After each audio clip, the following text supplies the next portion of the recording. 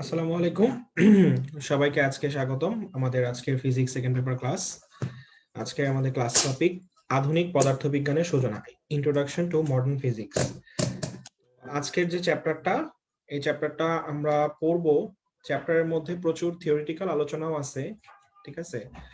Theoretical আলোচনা আছে এবং কিছু ছোট ছোট ম্যাথ আছে, এবং এই চ্যাপ্টারের যাবতীয় ম্যাথ একটা সূত্র দিয়েই সলভ করে ফেলবো আমরা। এই চ্যাপ্টারে যে ম্যাথগুলো আজকে ক্লাসে দেখানো হবে এর বাইরে অন্যগুলো করার দরকার নাই আর, ঠিক আছে? তো আমরা আজকের ক্লাসের জন্য আমাদের লাগবে ফিজিক্সের ইসাক স্যারের বইটা, লেটেস্ট এডিশনের বইটা, আর তোমাদের কম্পেনিয়ন বুকটা, আর সাথে যদি নোট হিসেবে কিছু রাখতে চাও সেটা রাখবে, ঠিক আছে?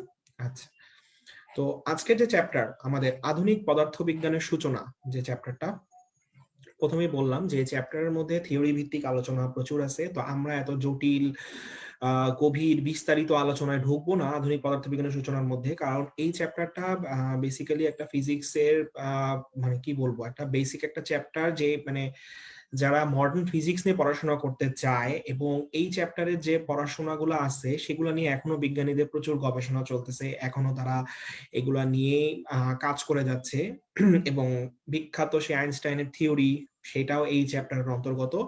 তো আমরা বললাম এত ডিটেলসে আমরা যাব না, আমরা চ্যাপ্টারের জন্য আমাদের মেডিকেল আর ডেন্টাল অ্যাডমিশন টেস্টের প্রিপারেশনের জন্য যেগুলো উপযোগী সেই জিনিসগুলোই আমরা পড়বো।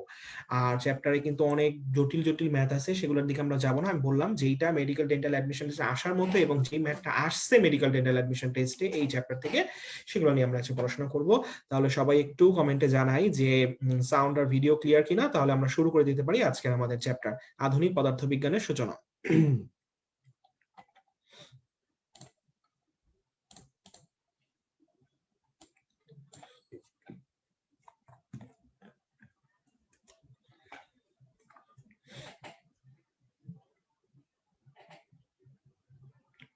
আচ্ছা, জিশান ক্লিয়ারেন্স দিছে, লিমা ক্লিয়ার, মোবারক ক্লিয়ার। আচ্ছা ঠিক আছে, তাহলে আমরা আজকে শুরু করে দিই আমাদের চ্যাপ্টার আধুনিক পদার্থবিজ্ঞানের সূচনা। আচ্ছা, তো আধুনিক পদার্থবিজ্ঞানের সূচনা স্ক্রিনে যাকে দেখতে পাচ্ছি তিনি কে? বিজ্ঞানী স্যার আলবার্ট আইনস্টাইন। আর যে কথা বলতেছে তার নাম ডাক্তার নাজমুস সাকিব সাওবান, যার নামটা আলবার্ট আইনস্টাইনের কপালের ওপর লেখা আছে। তো যেহেতু আমরা আধুনিক পদার্থবিজ্ঞানের সূচনা করতেছি, তো অবশ্যই একটা আইনস্টাইনের ছবি দেখা উচিত। তো সেটা দিয়ে আমরা শুরু করে দিই, যেহেতু আধুনিক পদার্থবিজ্ঞানের সাথে ওতপ্রোতভাবে জড়িত একজন বিজ্ঞানীর নাম আইনস্টাইন। আচ্ছা, এবং আজকে আমরা আইনস্টাইনের কিছু আবিষ্কার সম্পর্কেও জানবো। আচ্ছা ঠিক আছে, তাহলে আমরা চলে যাই। ফার্স্টেই দেখো 8.1, 8.1 নাম্বার আধুনিক পদার্থবিজ্ঞানের ধারণা, 8.1, পেজ নাম্বার 538, 538 নাম্বার পৃষ্ঠা, 538 নাম্বার পৃষ্ঠা, 538 নাম্বার পৃষ্ঠায় 8.1 আধুনিক পদার্থবিজ্ঞানের ধারণা। আচ্ছা, তো এই চ্যাপ্টারের শুরুতেই দেখো, একটু জুম ইন করলাম, এই চ্যাপ্টারের শুরুতেই যেটা আছে সেটা হলো এক গাদা বিজ্ঞানী নাম, আবিষ্কার, সাল। দেখো এইসব কিছু দেয়া আছে, বিজ্ঞানীদের নাম, আবিষ্কার, সাল, এই কথাবার্তাগুলা প্রচুর দেয়া আছে এই পুরা পেজটা জুড়েই, ঠিক আছে? তো আমরা এই চ্যাপ্টারের এই এতগুলা নাম, আবিষ্কার, সাল, এগুলা আর আমরা আলাদা করে বই থেকে খুঁজে বের করবো না, আমরা সবগুলা আবিষ্কার নাম একসাথে আমরা দেখবো আমাদের কম্প্যানিয়ন বুক থেকে। তোমাদের কম্প্যানিয়ন বুকটা একটু বের করো। কম্প্যানিয়ন বুকে এই চ্যাপ্টারের একদম শুরুতেই, এই চ্যাপ্টারের একদম শুরুতেই একটা ছক দেয়া আছে, একটা ছক দেয়া আছে, দেখো কিছু বিজ্ঞানীর নাম এবং তাদের অবদান। এই ছকটা সবাই পড়ে ফেলবো, এই ছক থেকে এই চ্যাপ্টারে যাবতীয় বিজ্ঞানীদের নাম আবিষ্কার করে ফেলা যাবে, ঠিক আছে? আপেক্ষিকতা, বিশেষ তত্ত্ব কে আবিষ্কার করে, আপনাদের সাধারণ তত্ত্ব কে আবিষ্কার করে, আলোর কণিকা তত্ত্ব কে আবিষ্কার করে, এই জিনিসগুলা। এখানে সবাই যেটা প্রশ্ন করে অনেকেই, যে এই চ্যাপ্টারের বিজ্ঞানীদের নাম আবিষ্কার করলাম, সালগুলা পড়তে হবে নাকি? না, সাল এখন আর মেডিকেল ডেন্টাল অ্যাডমিশন টেস্টের জন্য, প্রিপারেশনের জন্য গুরুত্বপূর্ণ না। এটা শুধু এই চ্যাপ্টার না, বেশিরভাগ চ্যাপ্টারের জন্যই এখন আর একদমই গুরুত্বপূর্ণ না সাল। তারপরও কিছু সাল হয়তো অনেক সময় আসে পরীক্ষায়, সেটা আলাদা করে ক্লাসে বলে দেওয়া হবে, যেগুলো আলাদা করে পড়তে হবে, ঠিক আছে? আচ্ছা, তো তো আমরা যত আবিষ্কার আছে এই চ্যাপ্টারে সব আমরা পড়ে ফেলবো এই ছক থেকে। এখন এই ছকে একটা জিনিস আছে, দেখো, আলোক তড়িৎ ক্রিয়া। এই যে আলোর তড়িৎ ক্রিয়া, লাস্টের দিকে আছে ছকের। এখানে আবিষ্কারকের নাম দেখো তোমাদের কম্পোনেন্ট বুকে দুইটা দেয়া আছে, একটা দেয়া আছে ডব্লিউ স্মিথ, একটা হেনরি হার্টজ। আলোক তড়িৎ ক্রিয়া, একজনের নাম হচ্ছে ডব্লিউ স্মিথ আর একজনের নাম হেনরি হার্টজ। আলোক তড়িৎ ক্রিয়া, তাহলে কখন ডব্লিউ স্মিথ আনসার করব, কখন হেনরি হার্টজ আনসার করব। আচ্ছা, একজন প্রশ্ন করছে যে এতগুলা সব পড়তে হবে। হ্যাঁ, সবই পড়তে হবে, কারণ এই চ্যাপ্টারে অনেকগুলো আসলে বিজ্ঞানীর নাম আছে। এটা শুধু এই এক পেজের জন্য, এই চ্যাপ্টার যতগুলো আছে সবকিছুই, ঠিক আছে। আচ্ছা, তো ডব্লিউ স্মিথ আর হেনরি হার্টজ এর মধ্যে কখন আমরা আলোক তড়িৎ ক্রিয়া কে আবিষ্কার করে বলবো? দেখো, অ্যাকচুয়ালি আলোক তড়িৎ ক্রিয়ার আবিষ্কার হচ্ছে ডব্লিউ স্মিথ। এক আলোক তড়িৎ ক্রিয়ার অ্যাকচুয়াল আবিষ্কারকের নাম ডব্লিউ স্মিথ। তো হেনরিক হার্টজ কেন বলতেছে কম্পেনিয়ন বুকে দুইটা আনসার কেন দেয়া? কারণ দেখো এই লাইনটা বইয়ের খেয়াল করো, যে 1887 খ্রিস্টাব্দে জার্মান পদার্থবিজ্ঞানী হেনরিক হার্টজ পরীক্ষামূলকভাবে তড়িৎ চুম্বকীয় তত্ত্ব পরিষ্কার করেন। এই সময় তিনি তড়িৎ চুম্বকীয় তরঙ্গ নিয়ে পরীক্ষা নিরীক্ষার কালে আকস্মিকভাবে আলোক তড়িৎ ক্রিয়া আবিষ্কার করেন। তাহলে আমরা আমাদের ক্লু পেয়ে গেছি, যে আকস্মিকভাবে আলোক তড়িৎ ক্রিয়া আবিষ্কার করেন। তাহলে যদি তোমাকে পরীক্ষার প্রশ্নে বলে আকস্মিকভাবে আলোর তড়িৎ ক্রিয়া আবিষ্কার করেন কে, তাহলে আনসার হবে বিজ্ঞানী হেনরিক হার্টজ, যদি আকস্মিকভাবে কথাটা থাকে। আর যদি শুধু বলে আলোক তড়িৎ ক্রিয়া কে আবিষ্কার করেন, তাহলে আনসার হবে ডব্লিউ স্মিথ, ঠিক আছে। তাহলে পেয়ে গেলাম আমরা কখন আলোক তড়িৎ ক্রিয়া আবিষ্কারকের নাম কি বলবো। যদি প্রশ্নে লাইনটা বলা থাকে যে আকস্মিকভাবে আবিষ্কার করে কে, তাহলে হবে হেনরিক হার্টজ। আর যদি আকস্মিকভাবে না থাকে, তাহলে আবিষ্কার করে কে, ডব্লিউ স্মিথ। আচ্ছা, আর যদি কারো কাছে পুরাতন বই থেকে থাকে, দেখো এই জিনিসটা কিন্তু পুরাতন বইয়ে নাই, যে পদার্থ বিজ্ঞানের বিভিন্ন শাখা, আধুনিক পদার্থ বিজ্ঞানের বিভিন্ন শাখা, এই জিনিসটা পুরাতন বইয়ে আর নাই। তো পুরাতন বইয়ে নাই, নতুন বইয়ে অ্যাড করছে। যাদের পুরাতন বই তারা একটু, যদি পুরাতন বই পড়ে থাকো এই জিনিসটা অ্যাড করে নিও, তাহলে আধুনিক পদার্থ বিজ্ঞানের বিভিন্ন শাখা। আচ্ছা, এখন আমরা চলে আসি পরবর্তী টপিক, সেটা হচ্ছে প্রসঙ্গ কাঠামো। প্রসঙ্গ কাঠামোর ভেতরে আসি। দেখো, এটাতে আমি আর বইয়ের স্লাইড নেই নাই, বইয়ের পরবর্তী পেজে প্রসঙ্গ কাঠামো আছে, আমি বইয়ের স্লাইড আর নেই নাই, আমি এটা নিয়ে নিছি আমাদের কম্পেনিয়ন বুকের অংশ, এবং তোমরা সেটা স্লাইডেও দেখতে পাচ্ছ প্রসঙ্গ কাঠামো জিনিসটা। তো প্রসঙ্গ কাঠামো বইয়ে অনেক হাবিজাবি, অনেক কঠিন করে কথাবার্তা লেখা আছে, ঠিক আছে।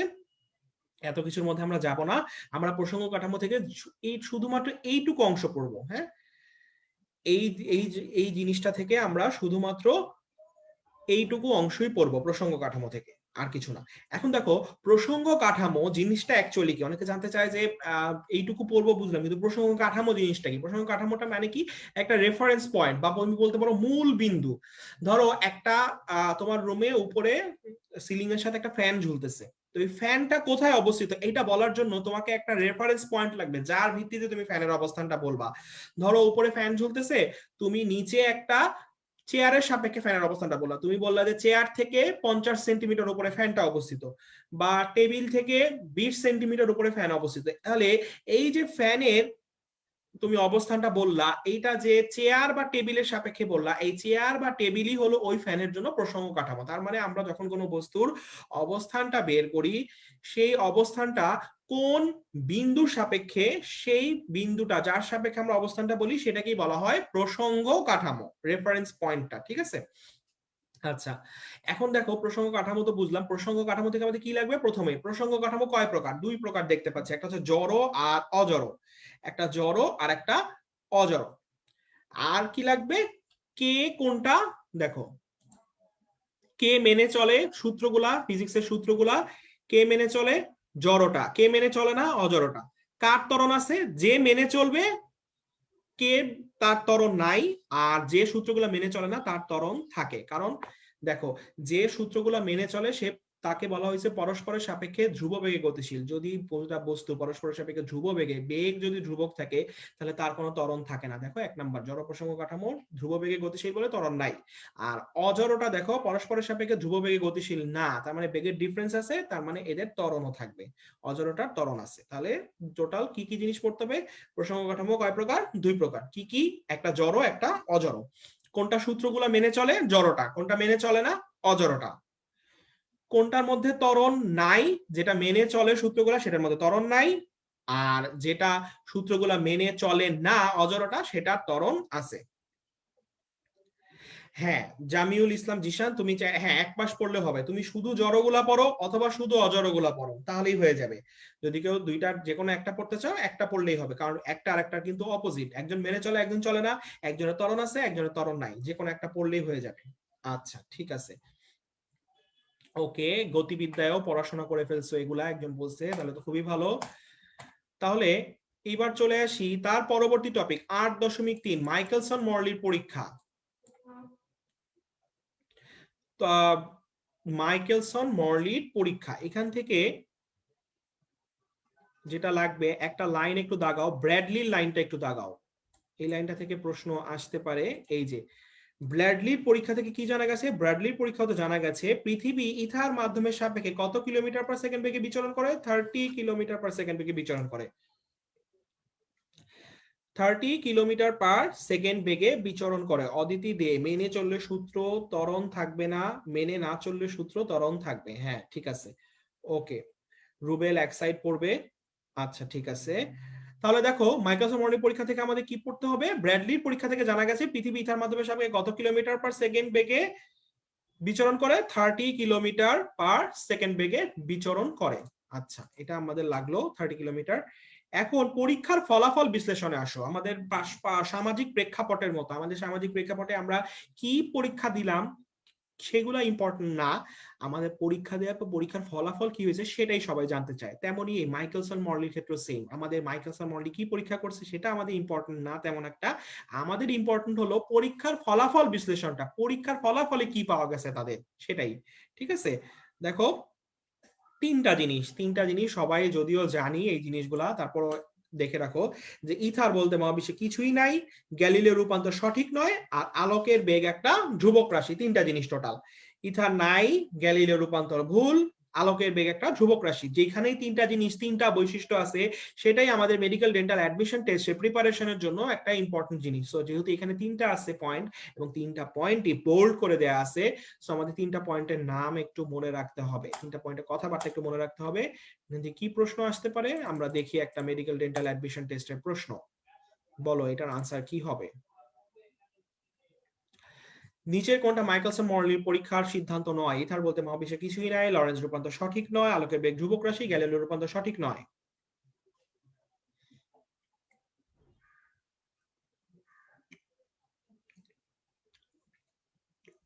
আচ্ছা নাজিবা তাবাসসুম আনসার দিয়েছে সবার আগে বি, মোহাম্মদ জুয়েল রানা জাভ বি, মোহাম্মদ জামিনুল ইসলাম জিশান, জিশানের উত্তর বি, এইশা মিম বি। আচ্ছা ওকে শুক্লা রয় বি, তন্নি বি। আচ্ছা তন্নি আনসার দিছে ব, আচ্ছা সে মনে হয় বাংলায় টাইপ করতে গিয়ে বি কে ব লিখে ফেলছে, সমস্যা নাই। Smith Akhonji, Afia Akhonji B, Hilal B, আচ্ছা তন্নি সবাই বি। আচ্ছা ঠিক আছে, তাহলে সবার আনসার ইজি। তাহলে মেডিকেল ডেন্টাল অ্যাডমিশন টেস্টের প্রিপারেশনের উপযোগী প্রশ্ন এবং মেডিকেল ডেন্টাল অ্যাডমিশন টেস্টের প্রশ্ন আমরা এখন খুব দ্রুত আনসার দিতে পারতেছি, আশা করি সবার প্রিপারেশন শেষ পর্যন্ত এমনই থাকবে। আচ্ছা এখন চলে আসি আইনস্টাইনের আপেক্ষিকতা তত্ত্ব, আইনস্টাইন আপেক্ষিকতা তত্ত্ব 8.4 8.4 আইনস্টাইনের আপেক্ষিকতা তত্ত্ব। আচ্ছা তো এখান থেকে আমাদের কি লাগবে, দেখো এই আপেক্ষিকতা তত্ত্বের ভেতরেও প্রচুর হাবিজাবি অনেক জটিল কথাবার্তা লেখা আছে, 8.4 নাম্বার টপিক 8.4। তো এখান থেকে আমাদের লাগবে কি, ফার্স্টে আইনস্টাইনের আপেক্ষিকতা তত্ত্বটা কি জিনিস, আইনস্টাইনের আপেক্ষিকতা তত্ত্ব এই জিনিসটা কি, এই জিনিসটা খুবই নর্মাল একটা জিনিস যে আমরা যদি নর্মাল এখনকার সার্কামস্টান্সে তোমাদের এখনকার কন্ডিশনে যদি আমি বলি, ধরো কোনো একটা চ্যাপ্টার তোমার কাছে অনেক কঠিন লাগতেছে অনেক জটিল লাগতেছে, আরেকজনের কাছে আবার আরেকটা চ্যাপ্টার সহজ লাগতেছে, তাহলে দেখো তোমার সাপেক্ষে যেই চ্যাপ্টারটা অনেক কঠিন আরেকজনের সাপেক্ষে সেই চ্যাপ্টারটা অনেক সহজ, আবার তার কাছে যে চ্যাপ্টারটা অনেক সহজ কঠিন সেই চ্যাপ্টারটা আবার তোমার কাছেই অনেক বেশি কঠিন লাগতেছে। তার মানে দেখো একজনের সাপেক্ষে যেটা সহজ একজনের সাপেক্ষে সেটা কঠিন, একজনের সাপেক্ষে যেটা কঠিন একজনের সাপেক্ষে সেটা সহজ। আচ্ছা অদিতি দে, কারোর কি আটকে আসতেছে? না, ভিডিও আটকে আসতেছে না, ভিডিও ক্লিয়ার আছে। কারো যদি আটকায় যায় বা সাউন্ডে প্রবলেম হয়, লাইভ থেকে বের হয়ে আরেকবার জয়েন করো, ঠিক হয়ে যাবে। আর সাউন্ডের ক্ষেত্রে আরেকটা জিনিস বলতে পারি, যদি নিজস্ব হেডফোন ইউজ করো সেক্ষেত্রে আরো ক্লিয়ার পাওয়া যাবে। আচ্ছা, তাহলে দেখো যে কঠিন সহজ বিষয়গুলো কিন্তু ফিক্স না, কারো সাপেক্ষে কোনটা কঠিন সেটাই আবার আরেকজনের সাপেক্ষে সহজ। সো এই জিনিসটা আপেক্ষিকতা, যে পৃথিবীর কোনো কিছু ফিক্স না, কোনো গতি ফিক্স না। কোন একজনের সাপেক্ষে যদি কোনো বস্তু স্থির মনে হয়, আরেকজনের সাপেক্ষে আবার সেই জিনিসটা গতিশীল মনে হতে পারে। আবার কারো কাছে যদি কোনো বস্তু গতিশীল মনে হয়, আরেকজনের সাপেক্ষে সেই বস্তুটা স্থির বলে মনে হবে। ঠিক আছে, এই জিনিসটাই আইনস্টাইন বলছে যে পৃথিবীতে পরম গতি বলেই কিছু নাই, কোনো ফিক্সড গতি বলে কিছু নাই, সব গতি আপেক্ষিক। একজনের সাপেক্ষে গতিশীল, আবার আরেকজনের সাপেক্ষে এই জিনিসটাই স্থির। এটাই হচ্ছে আইনস্টাইনের থিওরি অফ রিলেটিভিটি। ঠিক আছে, আইনস্টাইনের আপেক্ষিকতা তত্ত্ব, যেটার নাম সবাই ছোটবেলা থেকে অনেকবার শুনছি। আচ্ছা, তো এই আপেক্ষিকতা তত্ত্ব থেকে আমাদের কি লাগবে? ফার্স্টেই একটা জিনিস দাগা, আপেক্ষিকতা তত্ত্ব কয় ভাগে বিভক্ত? আপেক্ষিকতা তত্ত্ব মূলত কয় ভাগে বিভক্ত? দুই ভাগে বিভক্ত, দুইটা। একটা হচ্ছে আপেক্ষিকতা সাধারণ বা সার্বিক তত্ত্ব, আর একটা আপেক্ষিকতার বিশেষ তত্ত্ব। আচ্ছা, জেনারেল থিওরি আর একটা স্পেশাল থিওরি, দুইটা জিনিস। তো এই জেনারেল থিওরি আর স্পেশাল থিওরি, জেনারেল থিওরিটা দেখলে জেনারেল মনে হলো এইটার মধ্যে আসলে অনেক প্যাচগোছ, অনেক কঠিন কথাবার্তা আছে, সেই তুলনায় বিশেষ তত্ত্বটা সহজ। তো আমাদের জন্য যেটা লাগবে, যে সাধারণ তত্ত্বের ল্যাঙ্গুয়েজ গুলা প্রধান লাগে, সাকিব প্রধান বলছে সাধারণ তত্ত্বের ল্যাঙ্গুয়েজ গুলো কঠিন লাগে, সেটাই বললাম যে সাধারণ তত্ত্বের নাম সাধারণ হলো, সাধারণ তত্ত্ব অ্যাকচুয়ালি একটা জটিল জিনিস। আচ্ছা, তো দেখো দুই ভাগে বিভক্ত। আচ্ছা, এটা আমরা দাগায় ফেললাম। এখন বলছিলাম যে চ্যাপ্টারে মাঝে মাঝে কিছু সাল থাকতে পারে যেগুলো আমাদের পড়া লাগবে, সে সালগুলা চলে আসছে, আমাদের পড়ার মতো সাল দুইটা চলে আসছে, একটু দাগায় নাও। যে আইনস্টাইনের সাধারণ তত্ত্ব, সাধারণ তত্ত্ব প্রকাশিত হয় কত সালে? 1916 সালে। আর যে বিশেষ তত্ত্ব সেটা প্রকাশিত হয় কত সালে? 1905। একটা 1916 আর একটা 1905। দেখো বিশেষটা আগে দিছে 1905-এ, আর সাধারণটা পরে 1916-তে। এই দুটা সাল একটু দাগায় নাও। আচ্ছা, ঠিক আছে, সাল দুটো আমরা দাগায় ফেললাম।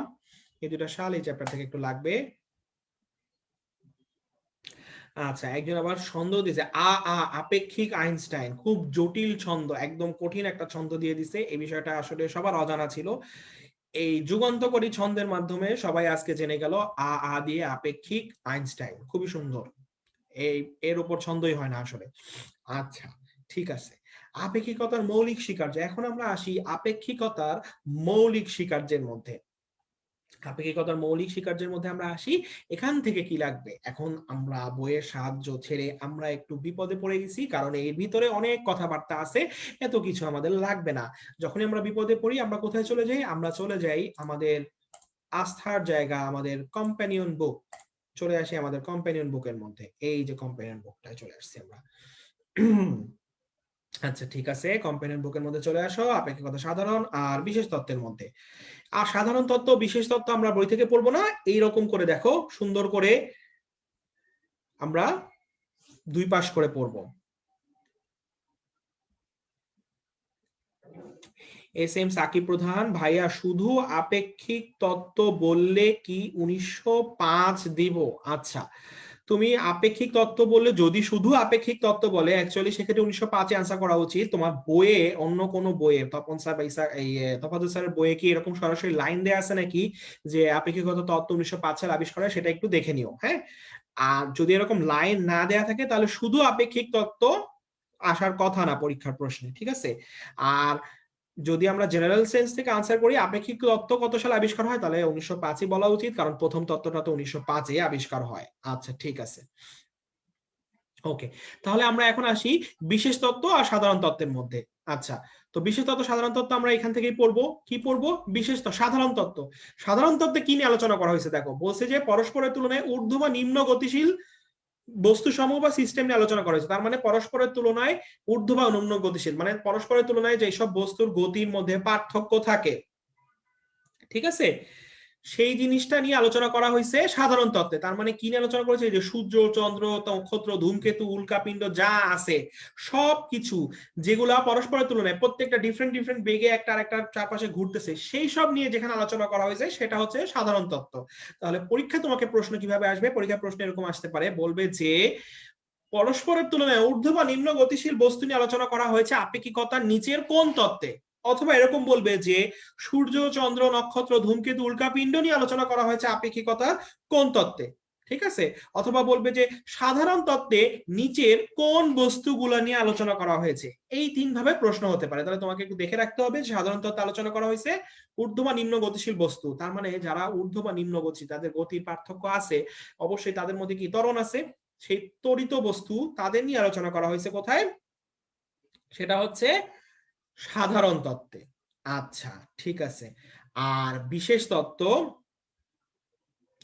বিশেষ তত্ত্ব, আচ্ছা রায়হান ইসলাম, জীবনে একটা চন্দ বানায় দিলাম তা অপমনা হলাম। আচ্ছা তোমার বাংলাও খুব সুন্দর, সুন্দর করে লিখছো রায়হান ইসলাম, অপমনা চন্দ। তোমার ছন্দটা আসলে মানে কারোর জন্য তেমন একটা উপকারী ছিল না, ঠিক আছে। আ আ আপেক্ষিক মোটামুটি সবাই জানে, তো সেই জন্য তোমার অপমনা বোধ করার কিছু নাই, সমস্যা নেই। আমরা ছন্দটা নিয়ে নিলাম, আমরা সবাই এই তথ্যটা ধরে নিলাম, আমরা জানতাম না, আমরা এখন থেকে এই ছন্দ দিয়ে এই বিশাল তথ্যটা মনে রাখবো, তুমি অপমনা বোধ করো না। আচ্ছা এখন দেখো বিশেষ তত্ত্ব নিয়ে কোথায় আলোচনা করা হয়েছে। আচ্ছা বিশেষ তত্ত্ব নিয়ে আলোচনা করা হয়েছে, বিশেষ তত্ত্ব কি নিয়ে আলোচনা করা হয়েছে, পরস্পরের তুলনায় সমগতিতে সঞ্চরণশীল বস্তু। আগেরটা কি ছিল, পরস্পরের তুলনায় ঊর্ধ্ব বা নিম্ন গতিশীল, মানে যাদের মধ্যে গতির পার্থক্য ছিল। কিন্তু বিশেষ তত্ত্ব আলোচনা করেছে এমন বস্তুগুলো নিয়ে যারা পরস্পরের তুলনায় সমগতিতে সঞ্চরণশীল কিংবা একেবারে অসহনশীল, মানে স্থির বস্তু, তাদের কি আলোচনা করা হয়েছে বিশেষ তত্ত্বে। এই যে সমগতিতে, সমগতিতে চললে কোনো ত্বরণ থাকবে, থাকবে না, তার মানে অত্বরিত বস্তু। অথবা অসঞ্চরণশীল, মানে যারা গতি নেই, শূন্য গতি বৈশিষ্ট্য বস্তু আলোচনা করা হয়েছে বিশেষ তত্ত্ব। তাহলে এখান থেকে প্রশ্ন আসতে পারে কি, এখান থেকে প্রশ্ন আসতে পারে কি, প্রশ্নে বলবে যে শূন্য গতি সম্পন্ন বস্তু নিয়ে আলোচনা করা হয়েছে আপেক্ষিকতার কোন তত্ত্বে, সেটা হবে বিশেষ তত্ত্ব।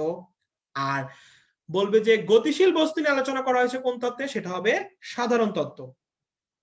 আচ্ছা ঠিক আছে, এখন আসি আপেক্ষিকতার বিশেষ তত্ত্ব কি। আপেক্ষিকতার বিশেষ তত্ত্ব কয়টা স্বীকার্যের উপর প্রতিষ্ঠিত, দুইটা স্বীকার্যের উপর। আপেক্ষিকতার বিশেষ তত্ত্ব কয়টা স্বীকার্যের উপর প্রতিষ্ঠিত, দুইটা স্বীকার্যের উপর। আচ্ছা রাবেয়া আক্তার কি বলছে, দুইটা কি পড়বো নাকি একটা। আচ্ছা তুমি চাইলে একটা সাইড পড়তে পারো, কোনো সমস্যা নাই সাধারণ আর বিশেষ তত্ত্বের মধ্যে, তবে এখানে এত বড় কিছু নাই, তো তুমি দুইটাই পড়ে ফেলতে পারো, মানে এত জটিল বা ওরকম কঠিন কথাবার্তা নাই। আচ্ছা ঠিক আছে। তারপরে তাহলে তাহলে আমরা দুইটা পড়লাম। এখন আমরা আসি যে জিনিসটা, আপেক্ষিকতার বিশেষ তত্ত্ব কয়টা স্বীকার্যের উপর প্রতিষ্ঠিত, দুইটা মৌলিক স্বীকার্যের উপর প্রতিষ্ঠিত।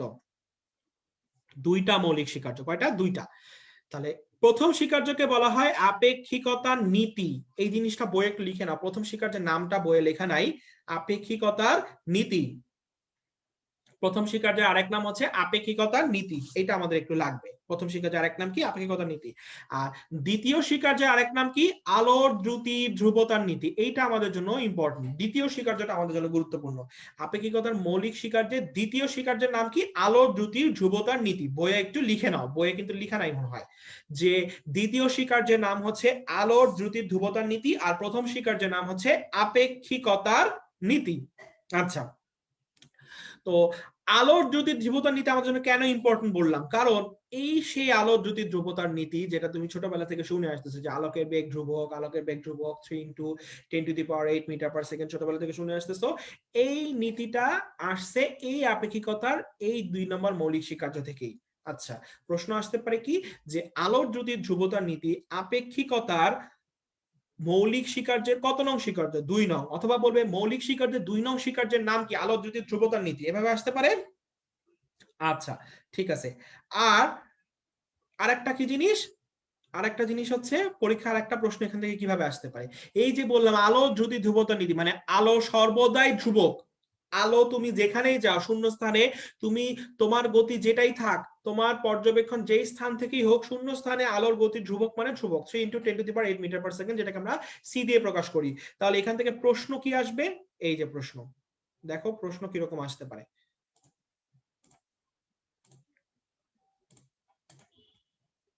বলো তাহলে এটার আনসার কি। Quiz time. একজন পর্যবেক্ষক v1 বেগে শূন্য মাধ্যমে আলোর বেগের দিকে এগিয়ে যাচ্ছে, তার কাছে আলোর বেগ কত মনে হবে, v1 + c, v1 - c, c - v1।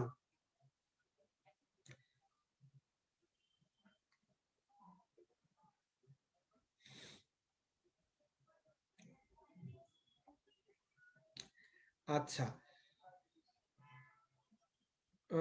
Mohammad Ashfaq Ahmed কি বলছে, ফরাস স্বীকার্য উদাহরণ একটু বুঝায় দেন। আচ্ছা, কোন উদাহরণ? আলোর বেগ অলওয়েজ কনস্ট্যান্ট। আচ্ছা, সি উত্তর দিচ্ছে শারমিন, শাহনাজ, সবাই উত্তর দিচ্ছে সি। ঈশা, জিশান, জিশানের উত্তর সি। ঝর্ণা বেগম সি। গ। আচ্ছা, আফিয়া আখনজি সি। হেলাল সি। আচ্ছা, ঠিক আছে, ওকে। তাহলে সবাই আশা করি বুঝতে পারছি যে আমাদের আপেক্ষিকতার যে আলোর বেগের ধ্রুবক, সেটা সব জায়গায় ধ্রুবক, সেটার বেগ হবে সি বা 3 × 10⁸ মিটার পার সেকেন্ড। আচ্ছা, ঠিক আছে। আচ্ছা, প্রথম স্বীকার্যের যেটা একজন বুঝতে চাইলো, প্রথম স্বীকার্যটা হচ্ছে ফিজিক্সের নর্মাল ল গুলো যেখানে অ্যাপ্লাই করা যায়। ধরো দুইটা বাস পাশাপাশি পাশাপাশি চলতেছে, দুইটা বাস সেম গতিবেগে পাশাপাশি চলতেছে, একটা বাসের মধ্যে তুমি আর তোমার পাশে দুইজন মানুষ বসে আছো, এদের মধ্যে তুমি ফিজিক্সের ল গুলা সেম, মানে ফিজিক্সের ল গুলা তুমি অ্যাপ্লাই করতে পারবে। এরা ফিজিক্সের ল গুলা সবার জন্য সেম হবে, তোমার জন্য যা সেম হবে, তোমার পাশে যে মানুষটা বসে আছে একটা বাসের মধ্যে, তার জন্য ফিজিক্সের ল সেম হবে। এটাই হচ্ছে প্রথম স্বীকার্য, ঠিক আছে, যেগুলা নর্মালি ফিজিক্সের ল অ্যাপ্লাই করা যায় যাদের উপরে। আর দ্বিতীয় স্বীকার্য এই কারণেই আসছে যে আলোর ক্ষেত্রে তুমি ফিজিক্সের ল নর্মালি অ্যাপ্লাই করতে পারতেছো না, কারণ আলোর বেগ শূন্যস্থানে ধ্রুবক, কোনো বেগের কোনো হিসাব নাই, আলোর বেগ ধ্রুবক মানে ধ্রুবক, 3 × 10⁸ মিটার পার সেকেন্ড। ওকে, আচ্ছা, ঠিক আছে। এখন আমরা চলে যাচ্ছি লরেন্জের রূপান্তর।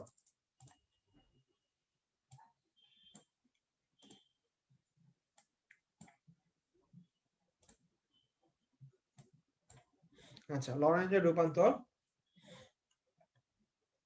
এটা একটু দেখো। 8.6 লরেঞ্জের রূপান্তর থেকে কি লাগবে? লরেঞ্জের রূপান্তর থেকে লাগবেটা কি? লরেঞ্জের রূপান্তর থেকে ফার্স্টেই লাগবে কয়টা স্বীকার্যের উপর প্রতিষ্ঠিত? দুইটা স্বীকার্যের উপর। এই জিনিসটা জাস্ট একটু দাগে না, লরেঞ্জের রূপান্তর কয়টা স্বীকার্যের উপর প্রতিষ্ঠিত? দুইটা স্বীকার্যের উপর। আচ্ছা, কমেন্ট বক্সে অনেকগুলা কিন্তু যে অপ্রাসঙ্গিক অনেক কমেন্ট দেখতে পাচ্ছি, যেই কমেন্ট গুলা মোটেই এই ক্লাসের জন্য উপযোগী না, কোনো দরকার নাই আসলে, অপ্রাসঙ্গিক এবং অপ্রয়োজনীয় এরকম কমেন্ট চলতে থাকলে হঠাৎ দেখা যাবে যে একটা সময় আর তুমি মানে গ্রুপে কমেন্ট করা তো দূরের কথা, তুমি মানে গ্রুপটা আর দেখতে পাচ্ছ না, এরকম একটা ঘটনা কিন্তু হঠাৎ করে ঘটে যেতে পারে। হ্যাঁ, তো এরকম ঘটনা ঘটে গেলে তারপর আবার সেই ঘটনার জন্য তোমাকে আবার কিছু দৌড়াদৌড়ি কিছু কথাবার্তা বলতে হবে, অনেক সময় নষ্ট হবে। হ্যাঁ, সেটা সেই দিকে আমরা না যাই, গ্রুপেই থেকে যাই। যদি এইরকম চলতে থাকে তাহলে হঠাৎ করে অদৃশ্য হয়ে যাবে গ্রুপ, চোখের সামনে থেকে দেখবা হঠাৎ করে আর গ্রুপ নাই, তুমি তখন একটা বিপদে পড়ে যাবা। তো সেই দৃশ্য যদি, অপ্রীতিকর দৃশ্য যদি না দেখতে চাও তাহলে সেদিকে আর যেও না, এইদিকেই থাকো। হ্যাঁ, ওইদিকে চলে যাও না, তোমরা আলোর পথে ফিরে আসো, দুষ্টুমি করো না। আচ্ছা, ঠিক আছে। এখন দেখো তাহলে লরেঞ্জের রূপান্তর কয়টা স্বীকার্যের উপর প্রতিষ্ঠিত? দুইটা স্বীকার্যের উপর প্রতিষ্ঠিত। আচ্ছা, এখান থেকে আমাদের আর তেমন কিছু লাগবে না, আলোর বেগ তো সবাই জানি 3 × 10⁸ মিটার পার সেকেন্ড। আচ্ছা, এরপরে দেখো 8.7.1, 8.7.1, দেখো 8.7.1, দেখো এই টপিকটা খুঁজে পাও নাকি? সময় প্রসারণ, তারপরে 8.7.2 দেখো দৈর্ঘ্য সংকোচন, তারপরে 3 ভর বৃদ্ধি। তিনটা হেডিং কি পাওয়া যায় নাকি বলো তো একটু, যে তিনটা হেডিং পাওয়া যায় নাকি একটু দেখো। দৈর্ঘ্য সংকোচন, সময় প্রসারণ, ভর বৃদ্ধি, এর পরের টপিক গুলাতে 8.7.1, 8.7.2, 8.7.3 সময় প্রসারণ, দৈর্ঘ্য সংকোচন আর ভর বৃদ্ধি, তিনটা টপিক হেডিং পাওয়া যায় নাকি? হ্যাঁ, জিশান অলরেডি পেয়ে গেছে। আচ্ছা, বাকি অনেকেই এখনো আপনার সঙ্গে কমেন্ট নিয়ে আসে, অলরেডি কিন্তু বলে দেওয়া হয়েছে এই বিষয়টাতে। অমিত সূত্রধর জি, ঝর্ণা বেগম জি, সাদিকা আক্তার জি, মোবারক জি। আচ্ছা, ঠিক আছে, পেয়ে গেছে, তাহলে আশা করি সবাই পেয়ে গেছে তিনটা টপিকের হেডিং জাস্ট 8.7.1, 8.7.2, 8.7.3, যে একটা হচ্ছে দৈর্ঘ্য সংকোচন, একটা ভর বৃদ্ধি আর একটা সময় প্রসারণ। তো হেডিং তিনটার নাম আমাদের পড়তে হবে। কেন পড়তে হবে? এই কোশ্চেনটা আনসার করার জন্য। ওই যে তিনটা নাম দেখলা, ওই তিনটা হচ্ছে লরেঞ্জের রূপান্তরের তিনটা স্বীকৃতি।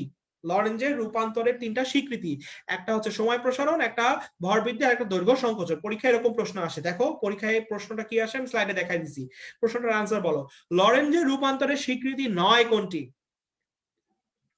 একটা সময় প্রসারণ, ভর বৃদ্ধি, বেগ বৃদ্ধি, দৈর্ঘ্য সংকোচন, কোনটা হবে আনসার? আচ্ছা লাবিবা নিহা বলছে কত পেজ? আচ্ছা এটা হচ্ছে 8.7.1, 7.2, 7.3, এই তিনটা অনুচ্ছেদ নাম্বার। আমার পেজ নাম্বারটা এক্সাক্ট জানি না। আচ্ছা ঝর্ণা বেগম আনসার দিচ্ছে গ। আচ্ছা এশা সি, জিশান সি, আচ্ছা শান্তা রয় সি, আপিয়া আখনজি সি। আচ্ছা ঠিক আছে, তাহলে সি আমরা বুঝতে পারছি। তাহলে লরেঞ্জের রূপান্তরের স্বীকৃতি তিনটা, একটা সময় প্রসারণ, একটা ভর বৃদ্ধি, আর একটা দৈর্ঘ্য সংকোচন। সি নাম্বার অপশনে বেগ বৃদ্ধি আছে, বেগ বৃদ্ধি লরেঞ্জের রূপান্তরের কোনো স্বীকৃতির মধ্যে পড়ে না। আচ্ছা ওকে, তাহলে এখন আসি এই টপিকটাতে। একটা ম্যাথ, গাণিতিক উদাহরণ 8.1, গাণিতিক উদাহরণ 8.1, গাণিতিক উদাহরণ 8.1। সবাই একটু বের করো এই ম্যাথটা। নতুন বইয়ের পেজ নাম্বার 549, আর পুরাতন বই যাদের কাছে আছে তারা একটু তোমার গাণিতিক উদাহরণটা বের করো। আচ্ছা ঠিক আছে, কোয়েশ্চেন আসার আগেই আনসার আসে। তোমার নেট স্লো, বাকিরা লাইফ বয় সাবানের নেট ইউজ করে, তুমি নরমাল হয়তো কোনো লাক্স সাবানের নেট ইউজ করতেছো, এই কারণে একটু স্লো, তাই হয়তো তোমার কাছে দেরিতে আসতেছে। আচ্ছা ঠিক আছে ওকে, তাহলে এখন দেখো গাণিতিক উদাহরণ 8.1। বলছিলাম এই চ্যাপ্টারের ম্যাথ গুলা একটা সূত্র দিয়ে, একটা শর্টকাট দিয়ে আমরা এই চ্যাপ্টারের বাকি সব ম্যাথ সলভ করে ফেলতে পারবো, ঠিক আছে? তো আমরা সেই ম্যাথে চলে আসছি, এবং সেই শর্টকাটে আমরা এখন চলে আসছি যে একটা কাল্পনিক ট্রেন কত দ্রুতিতে চললে এর চলমান দৈর্ঘ্য নিশ্চল দৈর্ঘ্যের 1/3 হবে। একটা কাল্পনিক ট্রেন কত দ্রুতিতে চললে চলমান দৈর্ঘ্য নিশ্চল দৈর্ঘ্যের 1/3 হবে। আচ্ছা, তো এই টাইপের ম্যাথ করার জন্য ফার্স্টেই তোমাকে যেটা করতে হবে, তোমাকে প্রশ্নে যে ডেটাটা দেয়া থাকবে সেটাকে আগে তোমার দশমিকে নিয়ে, মানে অনুপাতে নিয়ে যেতে হবে। দেখো 1/3 মানে কি 1:3, যদি 2/3 বলতো তাহলে 2:3, যদি অর্ধেক বলতো তাহলে তো 1:2। তাহলে ফার্স্টেই তোমাকে কি করতে হবে, যে অনুপাতে নিয়ে যেতে হবে। এখন এই টাইপের ম্যাথ করার যে শর্টকাটটা সেটা একটু লিখে নাও। এই শর্টকাটটা একটু লিখে নাও। সূত্র equal to V square by C square equal to বড় স্কয়ার মাইনাস ছোট স্কয়ার ডিভাইডেড বাই বড় square. V square by C square equal to বড় স্কয়ার মাইনাস ছোট স্কয়ার ডিভাইডেড বাই বড় স্কয়ার। এই চ্যাপ্টারের যাবতীয় ম্যাথ যেগুলো মেডিকেল রিলেটেড অ্যাডমিশন টেস্টের প্রিপারেশনের উপযোগী, সব এই শর্টকাটটা দিয়ে ইজিলি করে ফেলা যায়। সূত্র হচ্ছে কি V square by C square equal to বড় স্কয়ার মাইনাস ছোট স্কয়ার ডিভাইডেড বাই বড় স্কয়ার।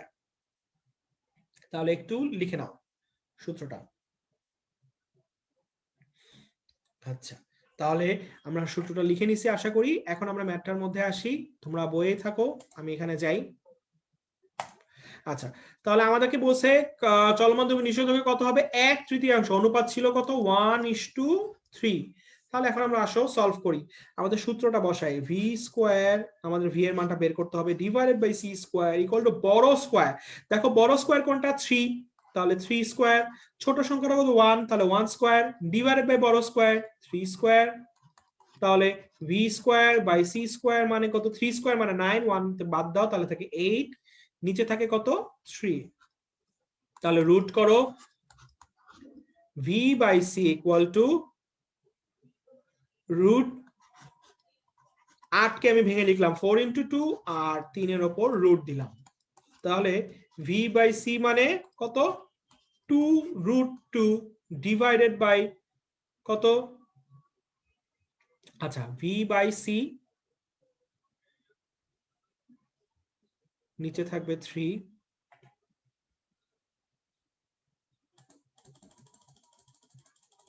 ওয়েট আমি একটু মুছে নেই। দেখো V square by C square মানে হচ্ছে যে উপরে 8 নিচে আসবে 9, এটা হবে 9। তাহলে ভি বাই সি মানে কত, রুট করো √9। আচ্ছা এখন আসো ভি বাই সি মানে তাহলে কত, 4 কে রুট করলে 2 আর √2 ডিভাইডেড বাই 3। তো এই টাইপের ম্যাথে হ্যাঁ নিচে 9 হবে, হ্যাঁ শান্তরা নিচে 8/9 হবে, আমি ক্লারিফিকেশন করে দিছি। ভাই আরেকবার সূত্রটা দেখান। আচ্ছা লিপি আমি সূত্রটা দেখাবো, সমস্যা নাই। হ্যাঁ ওকে ঠিক আছে, 9 করে দিছি। আচ্ছা 2√2 ডিভাইডেড বাই 3। এই টাইপের ম্যাথ করার জন্য তোমাকে √2, √3, √4, √5, √6, √7 এগুলোর ভ্যালুগুলা একটু মনে রাখতে হবে, ঠিক আছে? আচ্ছা ঠিক আছে, তাহলে √2 এর মান কত, √2 এর মান হচ্ছে 1.4, তাহলে 2 × 1.4 ডিভাইডেড বাই 3। তাহলে ভি বাই সি মানে কত আসে, এটা আসবে কত 2.8 বাই 3, ঠিক আছে 1.41 আসবে এটার আনসার। আচ্ছা ঠিক আছে, তাহলে আনসার চলে আসবে 1.4। ওকে না, তাহলে ভি বাই সি মানে 2.8। এখন তুমি যেটা করবা সেটা হচ্ছে যে ভি মানে কত, তাহলে 3 ইন্টু 10⁸ ইন্টু 2.8 ডিভাইডেড বাই 3, 3 কাটা দাও, তাহলে আনসার আসবে 2.8 ইন্টু 10⁸ আনসার। আচ্ছা ঠিক আছে, তাহলে আশা করি সবাই মানে ভেঙে ভেঙে পুরাটা দেখাইছি, সবাই আশা করি বুঝতে পারছি। যদি কেউ কোনো কারণে মিস করে যায়, স্কিপ করে যায়, লাইভ তো থাকবেই, সেখান থেকে আরেকবার দেখে নিতে পারবো। ঠিক আছে, তাহলে এটা হচ্ছে এই টাইপের ম্যাথ করার শর্টকাট। ওকে, তাহলে প্রথমে কি করবা, প্রথমেই তুমি মোটামুটি যে ডেটাটা দেওয়া থাকবে সেটাকে কি করবা, সেটাকে তুমি অনুপাতে নিয়ে যাবা, তারপর বড় স্কয়ার মানে ছোট স্কয়ার ডিভাইডেড বাই বড় স্কয়ার। আচ্ছা, তো একজন একটু সূত্রটা দেখতে চলো, আমি সূত্রটা আরেকবার একটু দেখাই দিচ্ছি।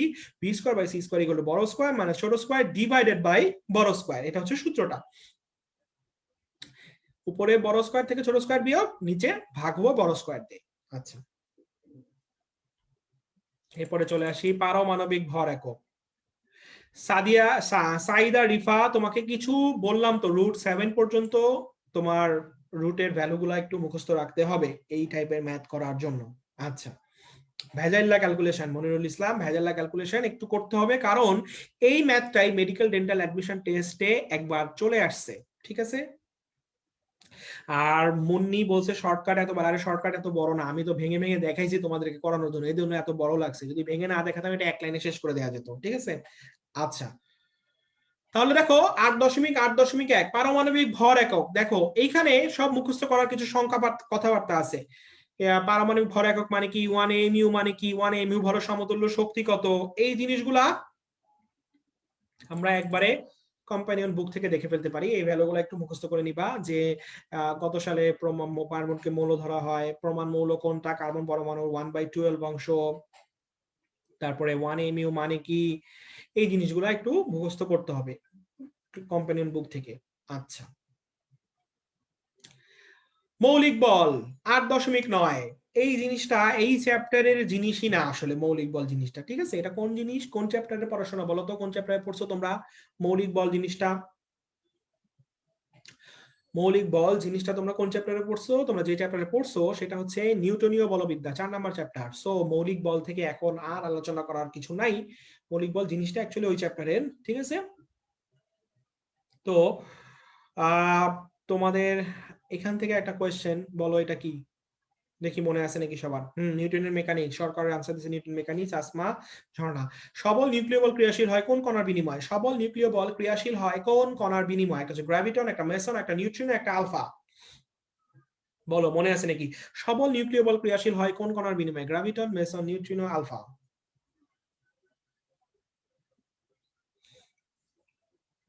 গ্র্যাভিটন, মেসন, নিউট্রিনো, আলফা, কোন কণার বিনিময়ে সবল নিউক্লিয় বল ক্রিয়াশীল হয়? বি, বি সবাই উত্তর দিচ্ছে বি। ওকে, আখি, সাদিয়া, এশা, জিশান, ঝর্ণা, মেসন, ঝর্ণা খ, আখুনজি 4th চ্যাপ্টার, আখুনজি এত স্লো। আচ্ছা না, পরে আবার আনসার দিছে বি। আচ্ছা ঠিক আছে, দে সমনা। আচ্ছা ঠিক আছে, তাহলে হবে কি মেসন। ওকে, এবার আমরা চলে আসি 8.11.2 ফোটন। 8.11.2 ফোটন। আচ্ছা, ফোটন, হ্যাঁ মারিয়া বিনতে মোবারক সে ছন্দটাই দিয়ে দিছে, মশদ মানে গমন, ততে ফোটন। আলিয়া ফেরদৌসি কাকুরির কমেন্ট দেখা যায় না, দেখা যায় সবার কমেন্টই, কারোর কমেন্ট অদৃশ্য থাকে না, লাইভে কমেন্ট করলে অবশ্যই দেখা যায়। 8.11.2 ফোটন। ফোটনের মধ্যে আসি এখন, ফোটনের দেখো টোটাল 8টা ধর্ম দেয়া আছে, 8টা বৈশিষ্ট্য ফোটনের দেয়া আছে। ফোটনের টোটাল বৈশিষ্ট্য দেয়া আছে 8টা। এই 8টা বৈশিষ্ট্য আমরা কি করব, 8টা বৈশিষ্ট্যের মধ্যে আমরা অবশ্যই কোনো একটা টেকনিক অ্যাপ্লাই করব, যেটাতে আমরা ফোটনের বৈশিষ্ট্যগুলো মনে রাখবো। দেখো, ফোটনের শুধুমাত্র স্পেসিফিক কিছু বৈশিষ্ট্য আছে, বাকি কোনো বৈশিষ্ট্য ফোটনের নাই। তার জন্য আমরা একটা ছন্দ দেখব, লিখে নাও। ফোটনের শক্তি ও ভক্তি আছে, ফোটনের শক্তি ও ভক্তি আছে, ফোটনের শক্তি ও ভক্তি আছে। তাহলে দেখো কোনটা দেখি, ফোটন মানে তো ফোটন বুঝতেছি, শক্তি মানে শক্তি, আর ভক্তির ভ দিয়ে ভরবে, কতে কণাধর্ম, ততে তরঙ্গ ধর্ম। আর ফোটনের আর কিছুই নাই, তার মানে ফোটনের খুব স্পেসিফিক কিছু জিনিস, কিছু বৈশিষ্ট্য পজিটিভ আছে, বাকি ফোটনের আর কিছু নাই। কি কি আছে সেটাই আমরা এই ছন্দ দিয়ে মনে রাখছি। ফোটনের শক্তি আছে, ফোটনের ভক্তি আছে, ভক্তির ভ দিয়ে মনে রাখবো ভরবেগ আছে, কতে কণাধর্ম আছে, ততে তরঙ্গ ধর্ম আছে। ফোটনের আর কিছু নাই। তাহলে কি কি নাই, যেমন দেখো ফোটনের কি নাই আর কি আছে, একটু জুম ইন করি। ফোটনের শক্তি ভক্তি আছে, ফোটনের শক্তি আছে, ভরবেগ আছে, কণাধর্ম তরঙ্গ ধর্ম আছে। আর কি নাই, ফোটনের চার্জ আছে, দেখো চার্জ নাই, চার্জহীন। তড়িৎ বা চৌম্বক ক্ষেত্রটা কোনো বিক্ষেপ আছে, বিক্ষেপ নাই। তারপরে ফোটন কণার কোনো বেগের হ্রাস বৃদ্ধি আছে, হ্রাস বৃদ্ধি নাই। ফোটন কণার শক্তি আছে, ফোটন কণার কোনো স্থির ভর আছে, না স্থির ভর শূন্য। এর আয়নায়ন আছে, নাই। দেখো তাহলে ফোটনের তাহলে শক্তি আর ভক্তি আছে, আর ভদে ভরবেগ তো আছে। তাহলে কি কি আছে ফোটনের, শুধুমাত্র শক্তি আছে, কণাধর্ম আছে, তরঙ্গ ধর্ম আছে, আর ভরবেগ আছে, আর কোনো কিছু ফোটনের নাই, শেষ। আচ্ছা ঠিক আছে, হ্যাঁ এই যে একটা মোহাম্মদ জুয়েল রানা কোশ্চেন করছে যে, আচ্ছা আমি জুয়েল রানার আনসারটাকে দিয়ে নিই, যে বলছে যে উপরে লাইনে তো ভুল দেয়া, প্ল্যাঙ্কেট ধ্রুবকের ক্ষেত্রে ভুল দেয়া। আচ্ছা ঠিক আছে, প্ল্যাঙ্কেট ধ্রুবকের ক্ষেত্রে কি দেয়া, আচ্ছা ভর নাই তো ভরবেগ কিভাবে আসতে পারে। আচ্ছা ঠিক আছে আমি বলতেছি, দেখো প্ল্যাঙ্কেট ধ্রুবকের যে মাত্রাটা, এইখানে কিন্তু যে মাত্রাটা দেয়া আছে এই মাত্রাটা ভুল দেয়া আছে, হ্যাঁ ml square t inverse 2 s inverse 1, এটা কিন্তু ভুল। প্রথম কথা, তোমরা তো প্ল্যাঙ্কেট ধ্রুবকের মাত্রা জানো, তোমরা যেটা জানো সেই অ্যাকচুয়াল মাত্রাটা ওইটাই হলো সঠিক, ঠিক আছে, যেটা সূত্র থেকে বের করা যায়, চেক বাই ল্যামডা সূত্র থেকে বের করা যায় প্ল্যাঙ্কেট ধ্রুবকের মাত্রা, সেটাই সঠিক। কিন্তু বইয়ে যে মাত্রাটা, এটা যেহেতু বইয়ে সরাসরি দেয়া আছে, তোমাকে এই মানটা একটু মনে রাখতে হবে। প্ল্যাঙ্কেট ধ্রুবকের ক্ষেত্রে তোমার বইয়ের যে মানটা মাত্রার ক্ষেত্রে, যে ml square t inverse 2 s inverse 1, এই মাত্রাটা একটু মনে রাখতে হবে। কারণ পরীক্ষার প্রশ্নে যদি তুমি অপশন এইটা পাও, তোমাকে এটা দাগায় ফেলতে হবে, ঠিক আছে। তো সেই ক্ষেত্রে আমি বলবো তুমি সেফ সাইডে থাকতে হলে তোমাকে এই মাত্রাটা একটু মনে রাখতে হবে, এই মাত্রাটা একটু মনে রাখবা তাহলেই হবে। হ্যাঁ মৌলিক বলের পাল্লা অমিল কেন, এটা কি, কোনটা অমিল বুঝলাম না আমি ব্যাপারটা। আচ্ছা ফোটন কণার আসলে তুমি একজন যে প্রশ্ন করছে যে ফোটন কণার ভর নাই কিন্তু মানে ভরবেগ কিভাবে আসলো, সেটা যদি আমি এখন তোমাকে একটু বুঝাই, হ্যাঁ তাহলে ভাইয়া এটা তো পুরাই ভুল, একটুও ঠিক না। জুয়েল রানা আমি জানি ভুল, কিন্তু বইয়ে যেহেতু দিছে এইটা মাত্রাটা একটু মনে রাখো তারপরও, ঠিক আছে। এখন যে কোশ্চেন গুলো ভর নাই কিন্তু ভরবেগ কিভাবে আছে, এই কোশ্চেনের উত্তর দিতে হলে পুরো একটা ক্লাস পার হয়ে যেতে পারে কিন্তু, হ্যাঁ এটা একটু জটিল থিওরি ভিত্তিক আলোচনা। তোমাকে আমি যদি তুমি সহজে মনে রাখতে চাও, তাহলে আমি তোমাকে একটা জিনিস বলতে পারি যে ভর নাই, দেখো ফোটন কণার কোনো স্থির ভর নাই, স্থির অবস্থায় কোনো ভর নাই, কিন্তু দেখো তার গতিশীল অবস্থায় তার ভর ভর আছে, ভরবেগ আছে। আমি তোমাকে শর্টে যদি বলে দেই এটাই, যে স্থির অবস্থায় কোনো ভর নাই, স্থির ভর শূন্য, কিন্তু চলমান অবস্থায় তার ভরবেগ আছে, তখন তার ভর আছে, এটাই, ঠিক আছে। আচ্ছা আর একজন বলছিল যে ভাইয়া আরেকবার ফোটনের বৈশিষ্ট্যগুলো আরেকবার আমি তোমাকে বলি। তুমি এই যে ছন্দটা পড়লা, ফোটনের শক্তি ও ভক্তি আছে, মানে ফোটনের শুধুমাত্র কয়েকটা জিনিস ফোটনের থাকবে, হ্যাঁ ফোটনের শক্তি থাকবে, ফোটনের কণাধর্ম থাকবে, তরঙ্গ ধর্ম থাকবে, আর ফোটনের কি থাকবে, ফোটনের ভরবেগ থাকবে। এই চারটা জিনিস ফোটনের থাকবে, আর কিছু ফোটনের থাকবে না। তার মানে তোমাকে যদি পরীক্ষা প্রশ্ন করে ফোটনের কি চার্জ আছে, ফোটনের চার্জ নাই। ফোটনের কি কোনো স্থির ভর আছে, ফোটনের কোনো স্থির ভর নাই। ফোটনের কোনো আয়নায়ন আছে, আয়নায়ন নাই। তার মানে তুমি এই চারটার বাইরে তোমাকে বৈশিষ্ট্য যাই দিক সেটা ফোটনের থাকবে না, ঠিক আছে, সেই জিনিসটা ফোটনের থাকবে না। একজন আবারও বলছে ছন্দটা আরেকবার প্লিজ, আমি ছন্দটাই কিন্তু আলোচনা করতেছি, যে ফোটনের কি কি আছে, ফোটনের কোন কোন বৈশিষ্ট্যগুলো আছে, তার শক্তি আছে, তার ভরবেগ আছে, তার কণা ধর্ম আছে, তার তরঙ্গ ধর্ম আছে। ফোটনের আর কোনো বৈশিষ্ট্য নাই, আর সব বৈশিষ্ট্যই নেগেটিভ, তার কোনো চার্জ নাই, তার কোনো স্থির ভর নাই, তার কোনো আয়নন নাই, তার কোনো বিক্ষেপণ নাই, কিছুই নাই। আচ্ছা ঠিক আছে, ওকে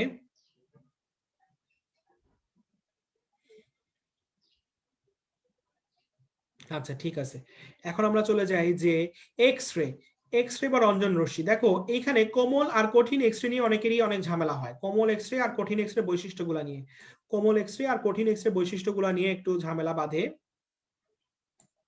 ঠিক আছে, কোমল এক্স কঠিন এক্স এর বৈশিষ্ট্যগুলো আমরা আর মুখস্থ করব না, আমরা একটা ছন্দ দিয়ে কোমল আর কঠিন এক্স এর বৈশিষ্ট্যগুলোর পার্থক্য করে ফেলবো। ছন্দটা একটু লিখে নাও। ফার্স্টে আমরা কোমল এক্স এর বৈশিষ্ট্যগুলো মনে রাখবো আর কঠিনের গুলা মনে রাখবো না, আমরা শুধু কোমলের বৈশিষ্ট্যগুলো মনে রাখবো। লিখে নাও। ল্যামডা বেশি চাপে লুচি হয়। ল্যামডা বেশি চাপে লুচি হয়। ল্যামডা বেশি চাপে লুচি হয়। ল্যামডা বেশি চাপে লুচি হয়। তাহলে ল্যামডা দিয়ে কি হবে? ল্যামডা মানে তো তুমি জানোই তরঙ্গ দৈর্ঘ্য, বেশি তো বেশি, চাপ মানে চাপ। তাহলে ফোটনে তাহলে হচ্ছে যে কোমল এক্স এর কি কি বেশি? ল্যামডা বেশি, এই পাশে আছে ল্যামডা, ল্যামডা বেশি এবং তার চাপ বেশি। লুচির ল দিয়ে মনে রাখবা তুমি, কোমলের ল দিয়ে লুচির ল মনে রাখবা। ঠিক আছে, ল দিয়ে মনে রাখবা কোমলের ল। আর চি দিয়ে হবে চিকিৎসা বিজ্ঞানে ব্যবহৃত হয়। আচ্ছা ঠিক আছে, তাহলে তুমি কোমল এক্স রে সবগুলো বৈশিষ্ট্য একটা ছন্দ দিয়ে মনে রাখতেছো। ল্যামডা বেশি চাপে লুচি হয়। ল্যামডা, ল্যামডা কি? ল্যামডা যে তরঙ্গ দৈর্ঘ্য আর চাপ দিয়ে চাপ, এই দুটো হলো কোমল এক্স রে বেশি। আর লুচির ল দিয়ে মনে রাখবা কোমলের বৈশিষ্ট্য পড়তেছো, আর চি দিয়ে মনে রাখবা এটার ব্যবহারটা চিকিৎসা বিজ্ঞানে ব্যবহৃত হয়। তার মানে কোমল এক্স রে ল্যামডা বেশি, তার মানে কঠিন এক্স রে ল্যামডা কম। কোমল এক্স রে চাপ বেশি, তার মানে কঠিন এক্স রে চাপ কম। আর কোমল এক্স রে ব্যবহৃত হয় চিকিৎসা বিজ্ঞানে। তাহলে কঠিন এক্স রে একটা ব্যবহার আছে, সেটা একটু আলাদা করে নিচে লিখে দিছি। দেখো, কঠিন এক্স রেটা ব্যবহৃত হয় গবেষণায় ব্যবহৃত হয়। কঠিন এক্স রেটা ব্যবহৃত হয় গবেষণার কাজে। আর কোমলটা তো তুমি লুচির চি দিয়ে মনে রাখতেছো চিকিৎসা বিজ্ঞানে। আচ্ছা, তাহলে কোমল কঠিনের আলোচনা গেল। এবার আমরা আসি 8.12.1 এক্স রে উৎপাদন, production of X ray. X ray উৎপাদন থেকে কি লাগবে আমাদের? কয়টা পদ্ধতি আছে, পদ্ধতিগুলোর নাম একটু লাগবে। দেখো, এক্স রে উৎপাদনের পদ্ধতি কয়টা? টোটাল 3টা পদ্ধতি আছে। একটা হচ্ছে গ্যাস নল, একটা কুলিজ, আর একটা বিটাট্রন। একটা গ্যাস নল পদ্ধতি, একটা কুলিজ নল পদ্ধতি, আর একটা বিটাট্রন পদ্ধতি। আচ্ছা, তো 3টা নাম আমরা একটা অদ্ভুত ছন্দ দিয়ে মনে রাখবো। বট গাছে কুল, বট গাছে কুল, বট গাছে কুল। বট দিয়ে ব দিয়ে বিটাট্রন, গ দিয়ে গ্যাস নল, কু দিয়ে কুলিজ। 3টা পদ্ধতি আমরা 3টা নাম দিয়ে মনে রাখলাম। বট গাছে কুল, বিটাট্রন, গ্যাস নল আর কুলিজ। আচ্ছা, এটা হলো এক্স রে উৎপাদনের 3টা পদ্ধতি। ওকে, এবার আমরা আসি এক্স রে এর ধর্ম, properties of X rays. X ray ধর্মগুলো আমরা একটু দেখি। আচ্ছা, এক্স রে ধর্মগুলা কি? এক্স এর প্রত্যেকটা ধর্ম আমাদের কি ভৌত আলোক বিজ্ঞান চ্যাপ্টারে যে তোমাদের যে বিভিন্ন তেজস্ক্রিয় পদার্থের ধর্মগুলো আছে, আর এক্স রে ধর্ম কিন্তু সব সেম, সবই সেম জিনিস। এক্স রে ধর্ম আর ওই পদার্থগুলোর ধর্ম সবই সেম। তো আমরা এখান থেকে আর এক্স রে ধর্ম আলাদা করে পড়বো না। আমরা যেটা করব, 3টা বৈশিষ্ট্য, 3টা ধর্ম আমরা একটু মার্ক করব এক্স রে ক্ষেত্রে। তুমি মার্ক করো 2 নাম্বারটা, 2, তারপরে 4, 2 করো, 4 করো, আর করো হচ্ছে 9। 2, 4, 9 এই 3টা জিনিস। 2, 4, 9 এই 3টা জিনিস। এই 3টা জিনিস আমি মার্ক করলাম এই কারণে যে এক্স এর এই 3টা বৈশিষ্ট্য নেগেটিভ বৈশিষ্ট্য, মানে এই 3টা মধ্যে নেগেটিভ কথা আছে, মানে 3টা বৈশিষ্ট্য না বোধক। দেখো, প্রথমটা এক্স রে অদৃশ্য, দেখা যায় না। তারপর এর তরঙ্গ দৈর্ঘ্য সাধারণ আলোকে তরঙ্গ দৈর্ঘ্য অপেক্ষা কেমন? ছোট। 9 নাম্বার, এটা বিদ্যুৎ চুম্বকীয় ক্ষেত্রটা বিক্ষিপ্ত হয় না। 3টা জিনিস তুমি একটু মার্ক করে নাও। ঠিক আছে, এই 3টা জিনিস তুমি একটু মার্ক করে নাও। এই 3টা জিনিস মার্ক করে নাও। তোমার এই 3টা বৈশিষ্ট্য আলাদা করে একটু মনে রাখো, কারণ এক্স রে এই 3টা বৈশিষ্ট্য নেগেটিভ, এক্স রে বাকি সব বৈশিষ্ট্য পজিটিভ। শুধুমাত্র এই 3টা বৈশিষ্ট্যের মধ্যে একটু নেগেটিভ জিনিস আছে, যে এক্স রে দেখা যায় না, সাধারণ আলোক ক্ষেত্র ছোট, আর চৌম্বক ক্ষেত্রটা বিক্ষিপ্ত হয় না, সুতরাং এর মধ্যে কোনো চার্জ নাই। ঠিক আছে, ওকে। তাহলে আমাদের এক্স রে বৈশিষ্ট্য সে এক্স রে বাকি কোনো কিছু মনে রাখলাম না, সবই পজিটিভ হবে। তুমি এই 3টা আলাদা করে একটু মনে রাখো, নেগেটিভ।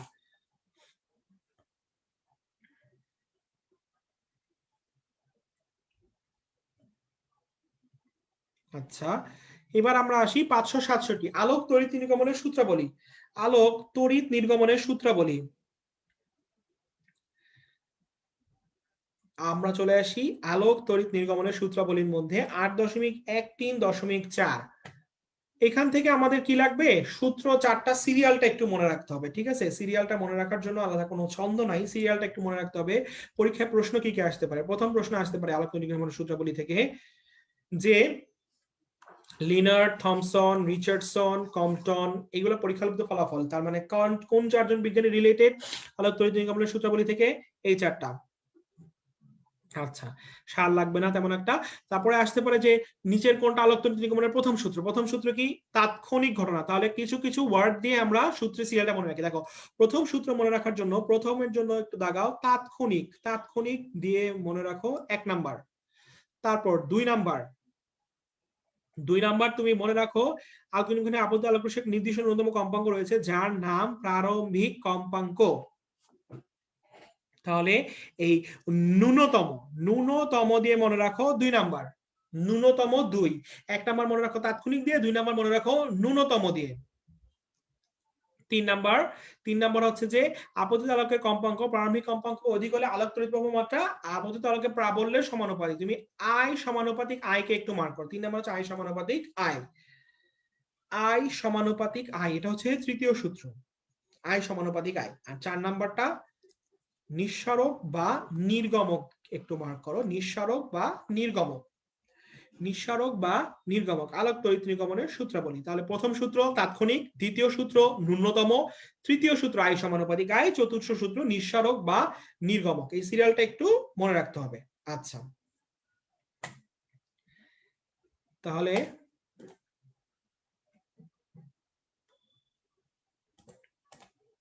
আচ্ছা 566 পেজ। আচ্ছা 566 পেজ একজন বলছে, একজন বলছে 565 পেজ। আচ্ছা, যেগুলা ক্লাসে পড়াচ্ছি সেগুলো তো অবশ্যই বেশি ইম্পর্টেন্ট, যেগুলো ক্লাসে কোনো কারণে দেখানো হয় না স্লাইডের মধ্যে, কেমন তার মানে এই না যে সেগুলো একদম বাদ দিয়ে দিতে হবে, সেগুলো একটু দেখবা।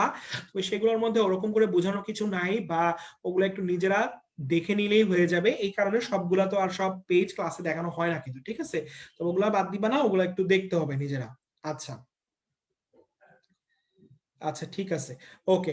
এখন আমরা আসি এক বিখ্যাত ছক, সারণী 8.2। সারণী 8.2 সিজিয়াম, পটাশিয়াম, সোডিয়াম, রূপা, তামা, সোনা, প্লাটিনাম এবং এগুলোর কার্য অপেক্ষকের মানগুলা। এই ছকের প্রত্যেকটা কার্য অপেক্ষকের মান মুখস্থ রাখতে হবে, ঠিক আছে? রাবেয়া আক্তার 4 নাম্বার সূত্র কি দাগাবো? তুমি নিঃসারক বা নির্গমক কথাটা দাগাও, ঠিক আছে? আচ্ছা ঠিক আছে, ওকে। তাহলে এখন আমরা চলে আসি এই যে ছক, এই ছকের প্রত্যেকটা কার্য অপেক্ষকের মান তোমাকে মুখস্থ রাখতে হবে। আচ্ছা, তো হ্যাঁ, ফারজানা আলম মিম সোলেমানি ছক, এইটা একটা সোলেমানি ছকের মধ্যেই অন্তর্ভুক্ত, ঠিক আছে? তেমনই এক সোলেমানি ছক আমরা বিভিন্ন চ্যাপ্টারে পেয়ে থাকি, আজকে এই চ্যাপ্টারে আমরা পেয়ে গেলাম। জিশান, তাহলে আমরা চলে আসি সেই ছক কিভাবে সলভ করব। এই ছকটা সলভ করার জন্য আমরা একটা ফোন নাম্বার মুখস্থ করব।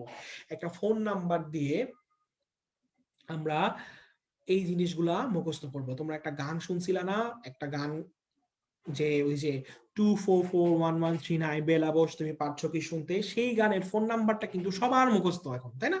সবারই মুখস্থ। কারণ মুখস্থ, কারণ তুমি বারবার করে গানটা শুনছো হয়তো, বা কোথাও না কোথাও কোন না কোনোবার তুমি এই গানটা একবার না একবার শুনছো, ঠিক আছে? সেই গান শুনতে শুনতে তোমার এইটা ফোন নাম্বার মুখস্থ হয়ে গেছে। তেমনি আজকে আমরা একটা ফোন নাম্বার মুখস্থ করে আমরা এই ধাতুগুলোর প্রত্যেকটার কার্য অপেক্ষকের নাম, মান মুখস্থ রাখবো, ঠিক আছে? আমরা একটা গান বা চলে যাই, একটা ছন্দে চলে যাই, একটা ফোন নাম্বার শুনি, তাহলে আমাদের আজকের ছন্দগুলা, এই কার্য অপেক্ষকের মানগুলা মুখস্থ হয়ে যাবে। আচ্ছা, তাহলে আমরা আসি, আমরা কার ফোন নাম্বারটা মুখস্থ করব? যার ফোন নাম্বার মুখস্থ করব, যে শুনে নাই সে ইশিকা জাহান শুনে নাই। আচ্ছা, শুনে নাই যারা যারা, তারা আজকে গিয়ে শুনে নিও গানটা। আচ্ছা, ওকে। এখন আমরা আসি ফোন নাম্বারের মধ্যে, ঠিক আছে? আসো, ফোন নাম্বারটা কার মুখস্থ করব? যার মুখস্থ করব তার নাম হচ্ছে CP SSC GP, CP SSC GP, CP SSC GP. এই মানুষের ফোন নাম্বারটা আমরা মুখস্থ করব, সিপি এসএসসি জিপি। আচ্ছা, এখন কি ফোন নাম্বার মুখস্থ করব?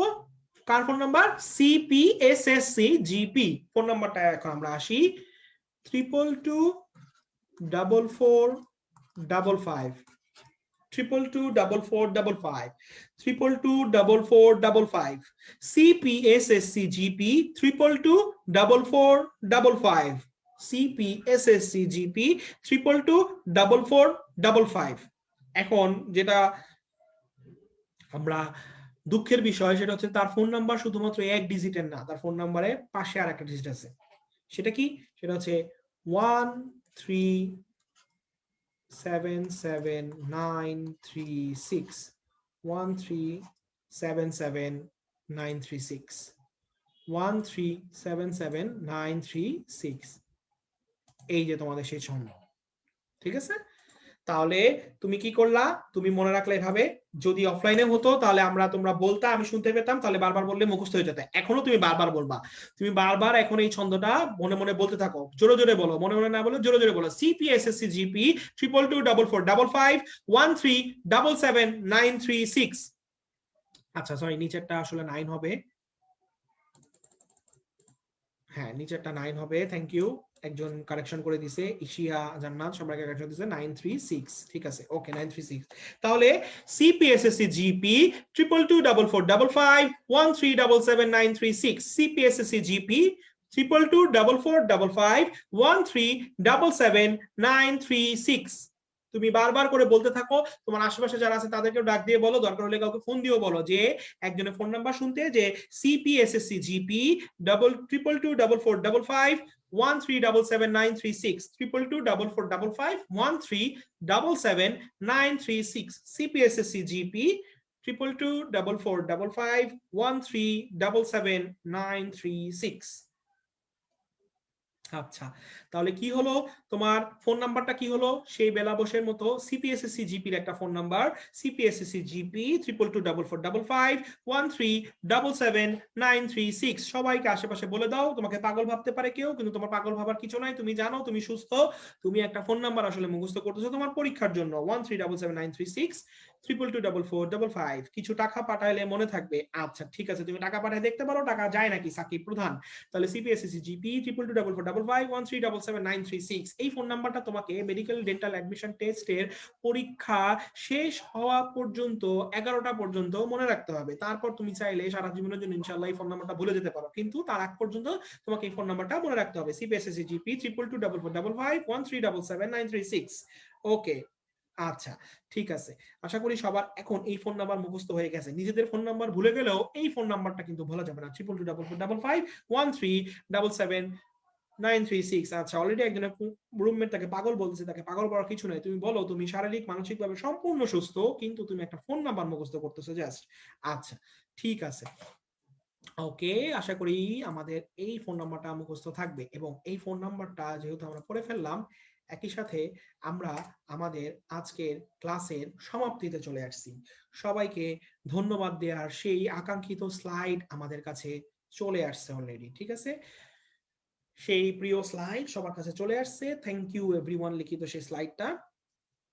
আচ্ছা, তো আজকের মতো এই চ্যাপ্টারটা এখানেই শেষ। যেহেতু এখন মেডিকেল ডেন্টাল অ্যাডমিশন টেস্টের সময়সীমা অনেক আগায় আসছে, আশা করি কেউ কোনো ফাঁকিবাজি করতেছি না, ক্লাসটা রেগুলারলি করতেছি এবং পরীক্ষাগুলা খুবই নিজের আগ্রহে এনথুজিয়াস্টিক্যালি আমরা দিচ্ছি। আশা করি সবাই এটাই করতেছি প্রিপারেশনের জন্য। আর যারা আগে একটু ফাঁকিবাজি করে আসছি তারা এখন আর সেই দিকে না গিয়ে সেই আগের পড়াগুলা কিভাবে রিকভার করা যায় সেই চিন্তায় মনোনিবেশ করি, হতাশ না হয়ে যে আমি আগে পড়ে ফেলছি, আগে পড়াশোনা করে নিয়ে ফাঁকিবাজি করছি, আমার দ্বারা মনে হবে না। এখনো সুযোগ আছে সঠিক পথে ফিরে আসার, এখনো তোমার সেই চান্স পাওয়ার অ্যাবিলিটিটা আছে, নিজের উপর সেই বিশ্বাসটা রাখো। এবং অলওয়েজ আমি একটা কথা বলি যে তোমরা অবশ্যই বিশ্বাস করবা যে তুমি মেডিকেল আর ডেন্টাল অ্যাডমিশন টেস্টের প্রিপারেশনের জন্য যে বেস্ট একটা একাডেমিক ইনস্টিটিউশন সেখানেই পড়াশোনা করতেছো, এবং যেখানকার টিচাররা অলওয়েজ তোমাদের বেটারমেন্টের জন্য কোন জিনিসটা পড়লে তোমাদের বেটারমেন্ট হবে সেটার অ্যানালাইসিসে সারাক্ষণই চেষ্টা করে যাচ্ছে। সো এই বিশ্বাসটা রাখবা, নিজের উপর বিশ্বাস রাখবা। আর আল্লাহর উপর তো অবশ্যই বিশ্বাস রাখতে হবে, সেই বিশ্বাসগুলো রেখেই তুমি পড়াশোনা করতে থাকো, ইনশাল্লাহ হয়ে যাবে। এত হতাশ হওয়ার কিছুই নাই, এত নিয়ে চিন্তিত হওয়ার কিছু নাই। পরীক্ষার ডেট তোমার সময় মতোই দিয়ে দিবে। পরীক্ষার ডেট তুমি যখন জানবা, আরেকজন তখনই জানবে, বাকি পৃথিবী তখনই জানবে, ঠিক আছে? সো এটা নিয়ে তোমার চিন্তা করার দরকার নাই, পরীক্ষা কবে হবে, ডেট কেন দেয় না, পরীক্ষা মনে হবে না, অনলাইনে হবে না অফলাইনে হবে, কিভাবে পরীক্ষা দিব, পরীক্ষা দিতে হলে যেতে হবে নাকি বাসায় বসে বই দেখে পরীক্ষা দিতে পারবো, এত কিছু নিয়ে এত চিন্তিত দরকার নাই। ওসব চিন্তা বাদ দিয়ে তোমার চিন্তা করা উচিত যে আধুনিক পদার্থবিজ্ঞানের সূচনা চ্যাপ্টারটা আমি শুধুমাত্র ইসাক স্যার না পড়ে আমি তপন স্যার তফাজ্জল স্যারের যে এক্সট্রা অংশ কম্পোনেন্ট বুক থেকে সেগুলোও পড়বো, এবং সেগুলো আমাকে পরীক্ষা দিতে যাওয়ার আগে অবশ্যই একবার বা দুইবার রিভিশন দিয়ে যেতে হবে। সেইটা করতে হলে আমার কি করতে হবে, সেই চিন্তায় তুমি একটু মনোনিবেশ করো। আচ্ছা, ঠিক আছে? বাকি কোনো কিছু তোমার এখন আর চিন্তা করার প্রয়োজন নেই। আর বলছি, যারা হয়তো প্রথম দিকে একটু স্লো ছিলাম, তারা এখন পড়ার গতিটা বাড়াই দিই, এখনো সুযোগ আছে সবকিছু সঠিকভাবে শেষ করার, ঠিক আছে? সো এত চিন্তা করো না, ইনশাল্লাহ সবার পরীক্ষা খুবই খুবই ভালো হবে। আমাদের দোয়া তো অলওয়েজ তোমাদের সাথে অবশ্যই আছে, কেউ এটা ভুলো না, তো আমাদের দোয়া তোমাদের সাথে আছে। সো দোয়া অবশ্যই আমরা করতেছি, তুমিও করো, তুমিও পড়াশোনাটা চালায় যাও, কোনো নিজের উপর বিশ্বাস রাখো, ফাঁকিবাজি করো না, তাহলে ইনশাল্লাহ হয়ে যাবে। তাহলে আজকের মতো এখানে বিদায় নিচ্ছি। সবাইকে অসংখ্য ধন্যবাদ আজকের ক্লাসটা মনোযোগ দিয়ে করার জন্য, এবং খুব অপ্রাসঙ্গিক কমেন্ট করে বিরক্ত না করার জন্য সবাইকে ধন্যবাদ। আজকের মতো চলে যাচ্ছি ইনশাল্লাহ।